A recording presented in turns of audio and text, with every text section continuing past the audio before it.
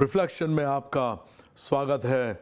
आज की शाम एक बार प्रभु यीशु मसीह के नाम से हम आपके सन्मुख परमेश्वर के वचन को लेकर के आए हैं और ये हमारी प्रार्थना है, ये हमारी दिल की चाहत है कि इस प्रोग्राम के द्वारा आप आत्मिक उन्नति को प्राप्त करें, प्रभु के अंदर बढ़ते चले जाएं और प्रभु आपको बहुत आयत से आशीष प्रदान करे। यदि आपके पास प्रार्थना के विषय है तो मेहरबानी से आप उस नंबर पर कॉल कर सकते हैं जो कुछ ही क्षणों में आपके स्क्रीन के ऊपर आता है और हमसे प्रार्थना करा सकते हैं। यदि आपके पास कोई गवाही है तो मेहरबानी से हमारे साथ में बांटें ताकि हम भी आपके साथ मिल कर के प्रभु यीशु मसीह के नाम की महिमा कर सकें। तो बहुत ज़रूरी है कि आप इस प्रोग्राम को भी अपनी प्रार्थना में स्मरण करें। यदि आपके पास इतनी शक्ति है कि आप आर्थिक रूप से इस प्रोग्राम के अंदर सहभागी हो सकते हैं तो मैं आपसे निवेदन करूंगा हमारे साथ इस सहभागिता को बढ़ाएं ताकि ये प्रोग्राम के द्वारा कई और लोगों को भी प्रभु की ओर से आशीष मिल सके। तो आइए आज की शाम अपनी शिक्षा को हम लोग आगे बढ़ाते हैं।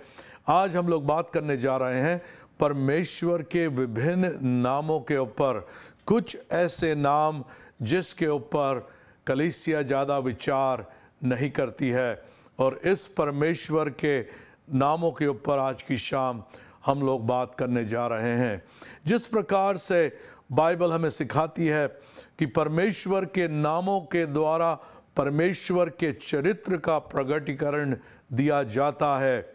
जितने हम परमेश्वर के नामों को समझेंगे उतने ही अधिक हम लोग परमेश्वर के चरित्र को, परमेश्वर के कार्य करने के तरीके को और परमेश्वर के प्रभाव को हमारे जीवन में समझ सकेंगे। हर एक नाम के अंदर एक भेद है और हर एक नाम हमारी आत्मिक उन्नति के लिए परमेश्वर ने हमको दिया है। परमेश्वर के कई नाम बाइबल के अंदर लिखे गए हैं और उन नामों के द्वारा परमेश्वर ने अपने आप को लोगों के सन्मुख प्रकट किया है। अब सबसे बड़ा नाम जो सब नामों में श्रेष्ठ है अर्थात यीशु मसीह का नाम, इस नाम के अंदर पुराने नियम के सारे नाम और परमेश्वर के चरित्र और उसकी सामर्थ इस यीशु मसीह के नाम के अंदर पाए जाते हैं। तो आइए चंद नामों के विषय में आज हम लोग देखेंगे बाइबल के अंदर से। सबसे पहले देखेंगे हम उत्पत्ति के अंदर उसका 16वां अध्याय 13 से लेकर के 16वीं आयत तक, और ये घटना है इब्राहिम की और इश्माइल के जन्म की। और यहाँ पर हाजिरा जो इश्माइल को जन्म देती है यह परमेश्वर के एक नाम का प्रगटीकरण करती है। उत्पत्ति उसका 16वां अध्याय 13वीं आयत से लेकर के 16वीं आयत में लिखा हुआ है, तब उसने यहोवा का नाम जिसने उससे बात की थी अतराएल रोही रख कर कहा कि क्या मैं यहाँ भी उसको जाते हुए देखने पाई जो मेरा देखने हारा है। तो यहाँ पर बड़ी एक कठिन शब्दों के अंदर ये आयत का अनुवाद करा गया है। इसको यदि हम लोग सरलता के साथ में इसका अनुवाद करेंगे तो उसका अनुवाद यह होगा कि उसने उसका नाम अतिराइल रख कर ये कहा कि जिसने मुझे देखा है, मुझको देखने वाला है, उसको मैंने देखा है। 16वीं आयत, इस कारण उस कुएं का नाम लहरोई कुआं पड़ा, वह तो कादेश और बेरेत के बीच में है। सो हाजिरा अब्राहम के द्वारा एक पुत्र जनी और अब्राहम ने अपने पुत्र का नाम जिसे हाजिरा जनी इश्माइल रखा। 16वीं आयत, जब हाजिरा ने इब्राहिम के साथ इश्माइल को जन्म दिया तो उस समय अब्राहम 86 वर्ष का था। यहाँ पर यदि हम लोग इब्रानी भाषा के अंदर देखेंगे तो परमेश्वर का नाम 13वीं आयत में जो हिंदी के अंदर अतराएल रोही करके आता है। ये इब्रानी भाषा के अंदर बैर लाही रोही करके लिखा गया है और बैर लाही रोही को अतरायल रोही उसका अनुवाद हिंदी के अंदर करा गया है। इसका मतलब होता है वो जीवित परमेश्वर जो मुझे देखता है उसको मैंने आज देख लिया है। जो परमेश्वर देखता है, जिस परमेश्वर की निगाहें मेरे ऊपर है, उसके मुख का दर्शन मैंने कर लिया है। यही इस परमेश्वर के नाम का मतलब है, बैर लाहे रोही। और यही चरित्र हमारे जीवन के अंदर परमेश्वर प्रकट करता है। परमेश्वर की दृष्टि आपके दुखों के ऊपर, आपके तकलीफ़ों के ऊपर बनी रहती है। परमेश्वर को आपका ध्यान है। हाजीरा उस समय बड़े दुख दर्द से, तकलीफ़ से गुज़र रही थी और परमेश्वर ने उसकी ओर दृष्टि करी और परमेश्वर ने उसकी भी आंखें खोली कि उस परमेश्वर को जो उसको देख रहा था वो उसको देख सकी। तो हमारे जीवन के अंदर, मसीह जीवन के अंदर भी ये बात वास्तविक है। यीशु मसीह ने कहा, ना मैं तुम्हें कभी छोड़ूंगा ना कभी त्यागूंगा। बाइबल में लिखा हुआ है कि परमेश्वर ने हमारे चरित्र को, हमारे चित्र को अपनी हथेली के ऊपर गोद के बनाया है और हमारी शहरपना, हमारी बॉर्डर्स, हमारी दीवारें उसके सन्मुख हमेशा बनी रहती है। मानो कि परमेश्वर ने, जैसे हम लोग आज मॉडर्न समय के अंदर कहेंगे सीसीटीवी कैमरास जैसे लोग देख लेते हैं, परमेश्वर हमेशा हमको देखता रहता है। परमेश्वर को सीसीटीवी की ज़रूरत नहीं है। परमेश्वर हमेशा आपको अपनी आंखों से देखता रहता है और परमेश्वर ने अपनी हथेली के ऊपर हमारे चित्र को बनाया है। अब यही परमेश्वर, यीशु मसीह ने कहा, ना मैं तुम्हें कभी छोड़ूंगा ना कभी त्यागूंगा, देखो संसार के अंत तक मैं तुम्हारे साथ हूं। जब ये परमेश्वर हमारी आंखों को स्पर्श करता है तो कई बार हम उस परमेश्वर के दर्शन को कर लेते हैं।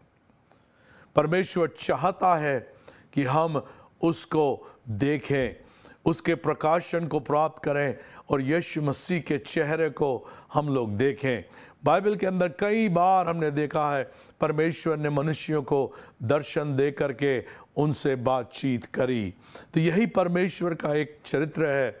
कई बार जो परमेश्वर हमें सदा देखता है, हमारी आंखों को भी स्पर्श करता है और हम उस परमेश्वर को जो हमारी ओर दृष्टि कर रहा है उसको हम देख सकते हैं।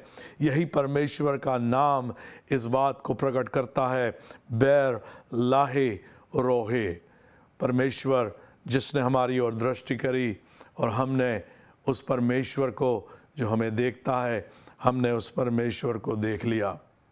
और लाहे रोही उस पानी के सोते को भी दर्शाता है, अर्थात परमेश्वर हमारा जो हमें जीवन का जल देता है, वो परमेश्वर जो हमारी आत्मिक प्यास को बुझाता है, वह परमेश्वर हमारे संग है। अब हम चलते हैं उत्पत्ति उसका 17वां अध्याय पहली, दूसरी और तीसरी आयत के अंदर। यहाँ पर एक और परमेश्वर का नाम दिया गया है जिसके ऊपर हम कई बार मनन नहीं करते, परंतु ये बहुत महत्वपूर्ण नाम है। अब अब्राहम 99 वर्ष का हो गया, तब यहोवा ने उसको दर्शन देकर कहा, मैं सर्वशक्तिमान ईश्वर हूँ, मेरी उपस्थिति में चल और सिद्ध होता जा, और मैं तेरे साथ वाचा बांधूंगा और तेरे वंश को अत्यंत ही बढ़ाऊंगा। तब अब्राहम मुंह के बल गिरा और परमेश्वर से यूँ बातें कहता गया।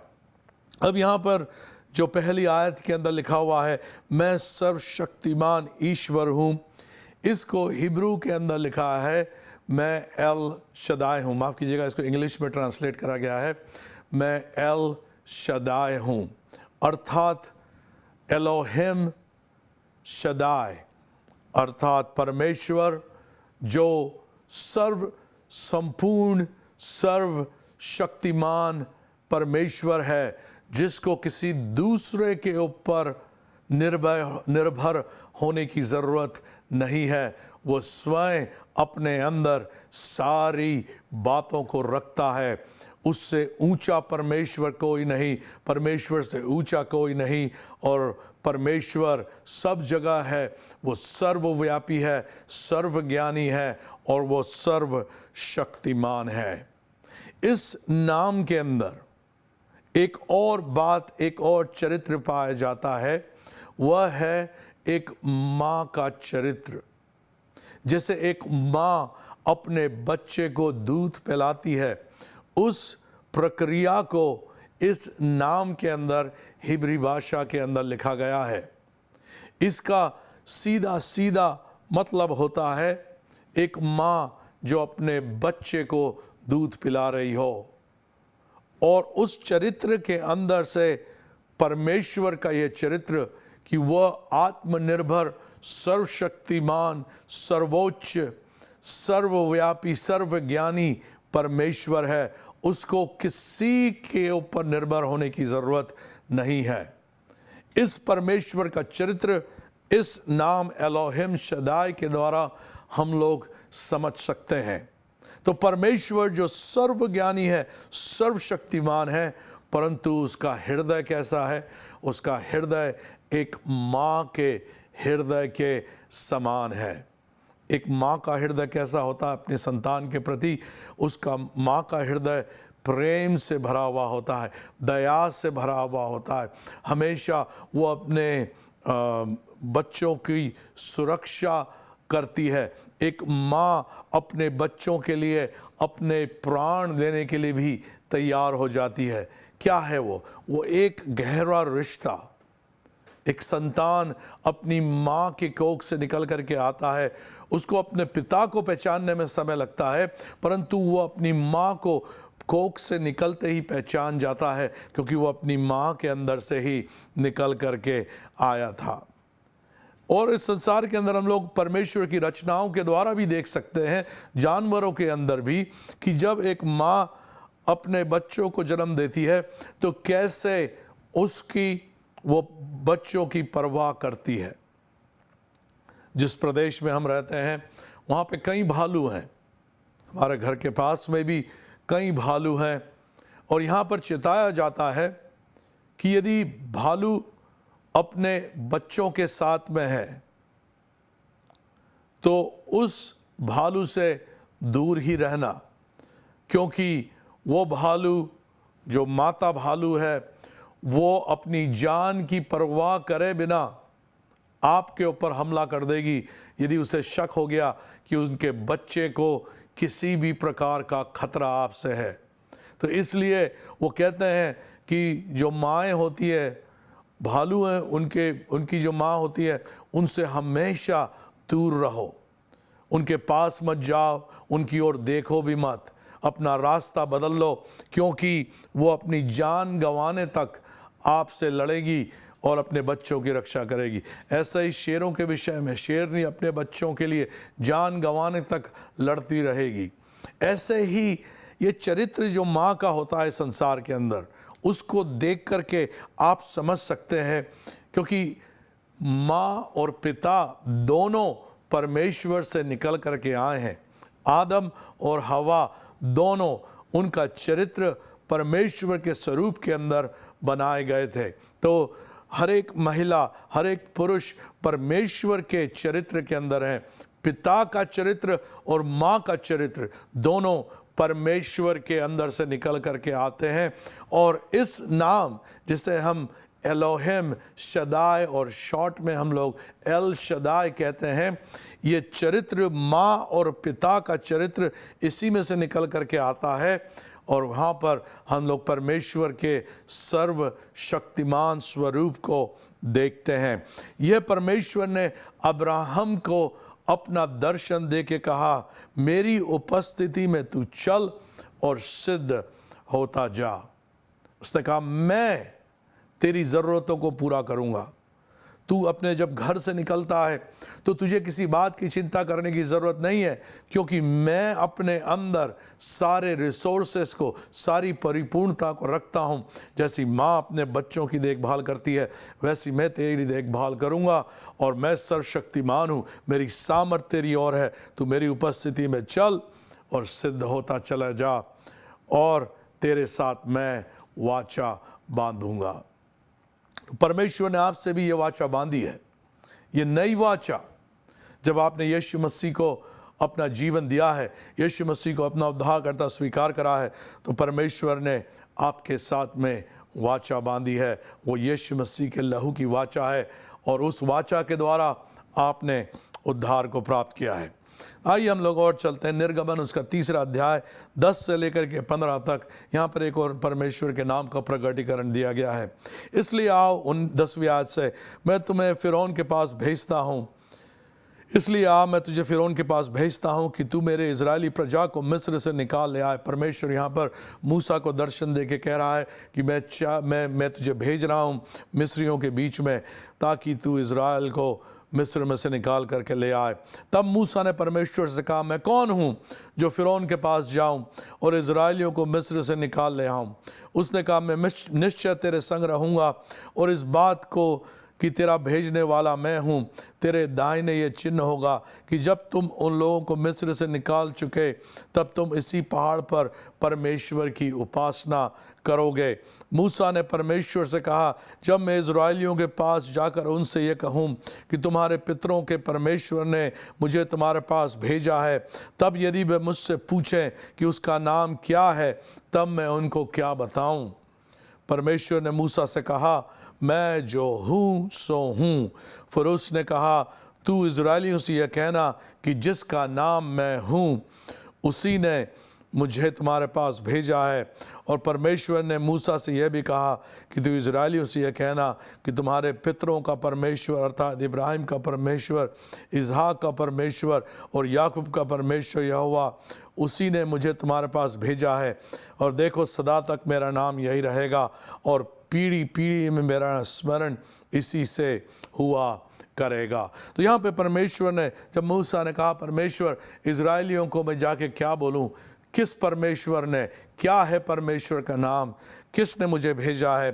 तो परमेश्वर ने मूसा से कहा, तू जाके कहना, मैं परमेश्वर जो हूँ सो हूँ, मैं जो हूँ सो हूँ। तो उसका नाम एक और है, वह है मैं जो हूँ सो हूँ। इस नाम का मतलब क्या होता है? इस नाम का मतलब यह होता है, परमेश्वर, संपूर्ण परमेश्वर वह है जिसकी आपको ज़रूरत है। यदि आपके जीवन में किसी भी बात की ज़रूरत है, तो वो परमेश्वर आपकी ओर लेकर के आएगा, परंतु आपको सबसे पहले परमेश्वर को खोजना पड़ेगा। उदाहरण के लिए, यदि आपको चंगाई चाहिए तो परमेश्वर आपकी चंगाई है। यदि आपको आर्थिक बढ़ोतरी चाहिए तो परमेश्वर आपकी आर्थिक बढ़ोतरी है।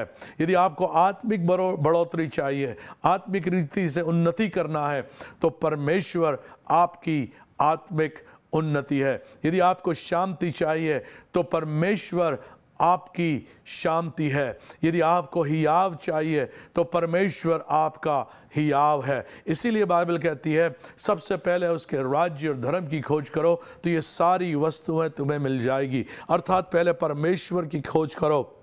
मैं यहोवा जो हूँ सो हूँ, मैं वही हूँ जिसकी आपको ज़रूरत है। तो यदि परमेश्वर आपके पास है तो आपके पास सब कुछ है। यही इस नाम का मतलब है। यदि आप वस्तुओं को ढूंढेंगे, चीज़ों को ढूंढेंगे, यदि आप आशीषों को ढूंढेंगे, धन को ढूंढेंगे, तो आपको कभी नहीं मिलेगा। परंतु यदि आप पलट करके यीशु मसीह को ढूंढेंगे, परमेश्वर की ओर देखेंगे और परमेश्वर को निहारेंगे और परमेश्वर आपके लिए प्रथम है, तो ये सारी बातें आपके साथ जुड़ जाएगी, क्योंकि आपकी ज़रूरत परमेश्वर के अंदर पूरी होती है। मैं जो हूँ सो हूँ, निर्गमन उसके 3 अध्याय के अंदर परमेश्वर ने इस प्रकार से अपने आप को प्रकट करा। अब हम लोग चलते हैं दानियल नबी की पुस्तक, उसका 7वां अध्याय 22 और 23वीं आयत के अंदर एक और नाम जो इतना प्रचलित नहीं है, जिसके ऊपर ज़्यादा बातचीत नहीं करी जाती, उसके ऊपर हम लोग ध्यान देंगे। दानियल उसका 7वां अध्याय उसकी 22वीं और 23वीं आयत में लिखा हुआ है, और तब वह अति प्राचीन न और जब तक वह अति प्राचीन न आया और परम प्रधान के पवित्र लोग न्याय ना ठहरे और उन पवित्र लोगों के राज अधिकारी होने का समय ना आ पहुंचा, उसने कहा, उस चौथे जंतु का अर्थ है एक चौथा राज्य जो पृथ्वी पर होकर और सब राज्यों से भिन्न होगा और सारी पृथ्वी को नाश करेगा और दबाकर चूर चूर कर देगा। तो यहाँ पर अंत के समय के अंदर अंत के समयों के विषय में भविष्यवाणी परमेश्वर का वचन कर रहा है, और यहाँ पर वो भविष्यवाणी करते हुए बताता है परमेश्वर का वचन कि जब तक अति प्राचीन ना आया। यहाँ पर जो अति प्राचीन है, यहाँ पर हिंदी के अंदर तो अति प्राचीन लिखा गया है, परंतु इब्री भाषा के अंदर यह एक नाम है और उसको इंग्लिश में ट्रांसलेशन करके कहा गया है एंशिएंट ऑफ डेज। वह जो अनादि काल से अति प्राचीन है, एंशिएंट ऑफ डेज, जो बहुत बहुत बहुत बहुत बहुत प्राचीन है। वो जब तक ना आया, जब तक परमेश्वर के लोग न्यायी ना ठहरे और जब तक उसने पवित्र लोगों को राज अधिकारी होने का समय उनका ना पहुंचा, तब तक पृथ्वी के अंदर नाश होता चला गया। तो परमेश्वर का एक और चरित्र हम लोग यहाँ पे देखते हैं, वो यह है परमेश्वर जो अनादिकाल से परमेश्वर है, परमेश्वर जो अति प्राचीन है। इससे पहले कि कुछ भी उत्पन्न हुआ इस संसार के अंदर, परमेश्वर है, परमेश्वर था और परमेश्वर आने वाला है। तो परमेश्वर के अंदर सारे प्रकार के समय जो बीत गया कल, आज और आने वाला कल, सब परमेश्वर के अंदर पाया जाता है और इसी को एंशिएंट ऑफ डेज कहा जाता है।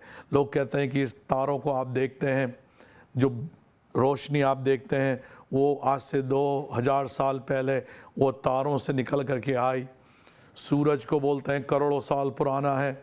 अंतरिक्ष के विषय में कहा जाता है, गैलेक्सीज के विषय में कहा जाता है कितने कितने अरब साल पुराने हैं।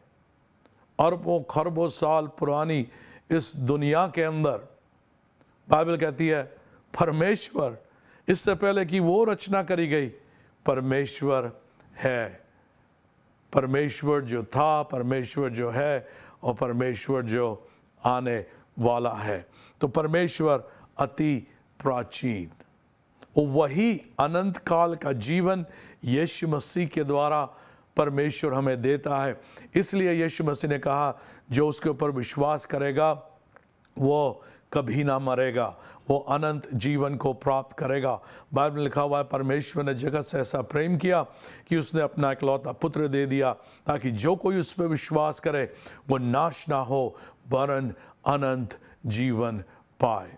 यदि यीशु मसीह आपका उद्धार करता नहीं है, यदि आपके अंदर अनंत जीवन नहीं है, आज की शाम मेरे पीछे प्रार्थना करें, कहें हे प्रभु यीशु, मैं तुझे अपना उद्धार करता स्वीकार करता हूँ। मैं विश्वास करता हूँ कि तूने क्रूस पर अपनी जान दी और तीसरे दिन मुर्दों में से जी उठा। मैं विश्वास करता हूँ कि तू मेरा प्रभु है और यही मेरा अंगीकार है। मुझे अपने पवित्र आत्मा से भर दे। धन्यवाद हो यीशु तेरे पवित्र आत्मा के लिए, यीशु के नाम से, आमीन। यदि आपने प्रार्थना विश्वास से करी है तो यीशु मसीह आपका उद्धार करता है। अब आपका भले ही जन्मदिन किसी भी दिन हुआ हो, परंतु अब आप अनंत काल तक उस अति प्राचीन परमेश्वर के साथ उसके जीवन के द्वारा आप जीवित रहेंगे। अब एक और वचन हम लोग देखेंगे, यजकेल नबी की पुस्तक उसके 48 अध्याय के अंदर और 35वीं आयत में लिखा हुआ है, नगर के चारों ओर अलांगों का घेरा 18,000 बाँस का हो और उस दिन से आगे का नगर का नाम यहोवा शमा रहेगा। तो यहाँ पे एक और नाम परमेश्वर का दिखाई देता है, वो क्या है? यहोवा शमा। यहोवा शमा का मतलब होता है परमेश्वर जो है, परमेश्वर जो उपस्थित है। आप ऐसी कोई जगह नहीं जा सकते जहाँ से आप परमेश्वर से भाग जाएं, क्योंकि जहाँ भी आप जाएंगे वहाँ परमेश्वर है। परमेश्वर सब जगह है। परमेश्वर की उपस्थिति के अंदर सारी बातें प्रकट है। जिन भी परिस्थितियों के अंदर आप हैं, जैसे भी उतार चढ़ाव आपके जीवन में क्यों ना है, इस बात को जाने रहें, परमेश्वर आपके साथ में है। परमेश्वर यहोवा शमा, ये परमेश्वर का एक चरित्र है। एक और नाम हम लोग देखते हैं, प्रकाशित वाक्य की पुस्तक, उसका पहला अध्याय, उसकी 8वीं आयत में लिखा हुआ है, प्रभु परमेश्वर जो है वो जो था और जो आने वाला है, जो सर्वशक्तिमान है, यह कहता है, मैं ही अल्फा और ओमेगा हूँ। परमेश्वर का एक और नाम है अल्फा और ओमेगा, अर्थात परमेश्वर प्रथम और परमेश्वर अंतिम। भजन संहिता उसके 23वां अध्याय, उसकी पहली आयत एक बहुत ही महत्वपूर्ण और बहुत ही फेमस भजन है। भजन 23, यहोवा मेरा चरवाह है, मुझे कुछ घटी ना होगी। यहाँ पर जो वचन यहोवा मेरा चरवाह है, इसके अंदर इब्रानियों में इसका ट्रांसलेशन परमेश्वर के नाम के अंदर दिया गया है, और वह है यहोवा रोहे।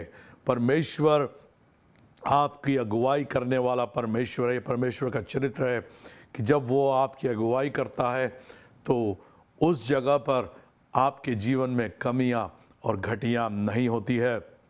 इसलिए विश्वासी होने के नाते मैं आज से निवेदन करूंगा कि आप जिस परमेश्वर के ऊपर आपने विश्वास करा है, यीशु के ऊपर विश्वास करा है, अपने जीवन में उसकी अगुवाई के लिए भी प्रार्थना करें।